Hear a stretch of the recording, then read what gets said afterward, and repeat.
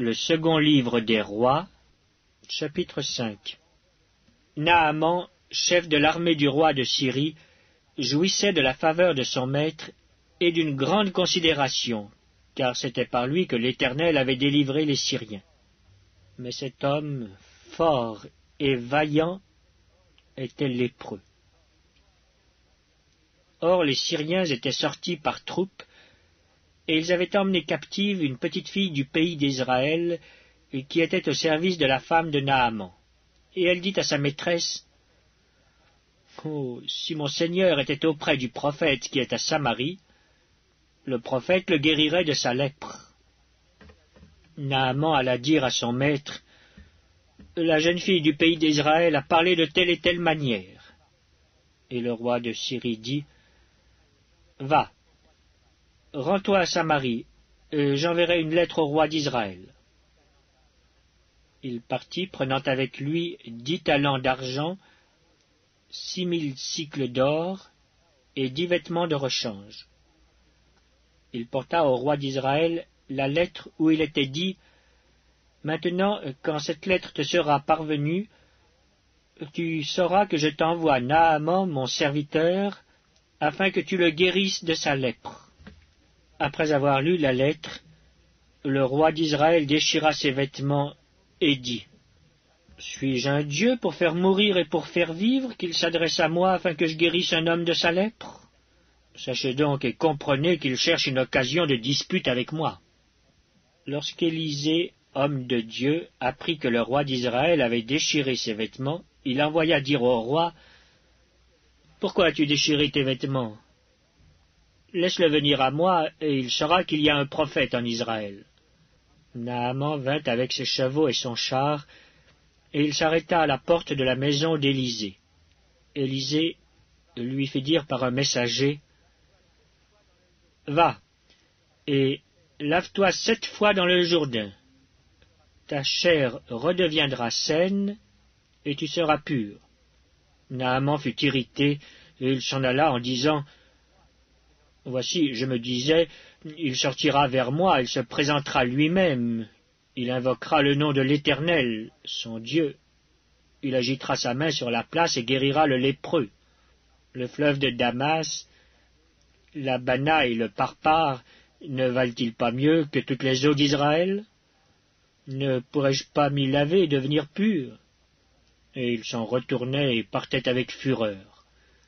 Mais ses serviteurs s'approchèrent pour lui parler et lui dire, « Mon père, si le prophète t'eût demandé quelque chose de difficile, ne l'aurais-tu pas fait? Combien plus dois-tu faire ce qu'il t'a dit, lave-toi et tu seras pur. » Il descendit alors et se plongea 7 fois dans le Jourdain, selon la parole de l'homme de Dieu. Et sa chair redevint comme la chair d'un jeune enfant, et il fut pur. Naaman retourna vers l'homme de Dieu avec toute sa suite. Lorsqu'il fut arrivé, il se présenta devant lui et dit, « Voici, je reconnais qu'il n'y a point de Dieu sur toute la terre, si ce n'est en Israël. Et maintenant accepte, je te prie, un présent de la part de ton serviteur. » Élisée répondit, « L'Éternel, dont je suis le serviteur, est vivant. Je n'accepterai pas. » Naaman le pressa d'accepter, mais il refusa. Alors Naaman dit, « Puisque tu refuses, permets que l'on donne de la terre à ton serviteur, une charge de 2 mulets, car ton serviteur ne veut plus offrir à d'autres dieux ni holocauste, ni sacrifice. Il n'en offrira qu'à l'Éternel. Voici toutefois ce que je prie l'Éternel de pardonner à ton serviteur. Quand mon maître entre dans la maison de Rimon pour s'y prosterner et qu'il s'appuie sur ma main, je me prosterne aussi dans la maison de Rimon. Veuille l'Éternel pardonner à ton serviteur lorsque je me prosternerai dans la maison de Rimon. » Élisée lui dit, « Va en paix. » Lorsque Naaman eut quitté Élisée et qu'il fut à une certaine distance, Géasi, serviteur d'Élisée, homme de Dieu, dit en lui-même, « Voici, Mon maître a ménagé Naaman, ce Syrien, en n'acceptant pas de sa main ce qu'il avait apporté. L'Éternel est vivant.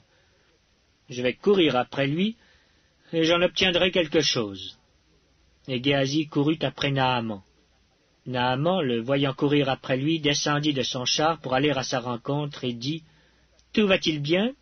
Il répondit, « Tout va bien. »« Mon maître m'envoie te dire, voici, il vient d'arriver chez moi 2 jeunes gens de la montagne d'Éphraïm, d'entre les fils des prophètes. Donne pour eux, je te prie, 1 talent d'argent et 2 vêtements de rechange. » Naaman dit, « Consens à prendre 2 talents. » Il le pressa, et il serra 2 talents d'argent dans 2 sacs, donna 2 habits de rechange, et les fit porter devant Géasi par 2 de ses serviteurs. Arrivé à la colline, Géasi les prit de leurs mains et les déposa dans la maison, et il renvoya ces gens qui partirent. Puis il alla se présenter à son maître. Élisée lui dit, « D'où viens-tu, Géasi ?»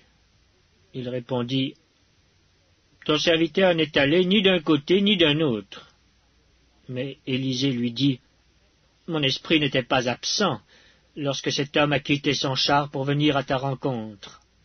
Est-ce le temps de prendre de l'argent et de prendre des vêtements, puis des oliviers, des vignes, des brebis, des bœufs, des serviteurs et des servantes?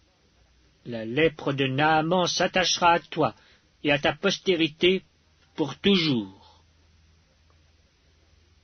Et Géasi sortit de la présence d'Élisée avec une lèpre comme la neige.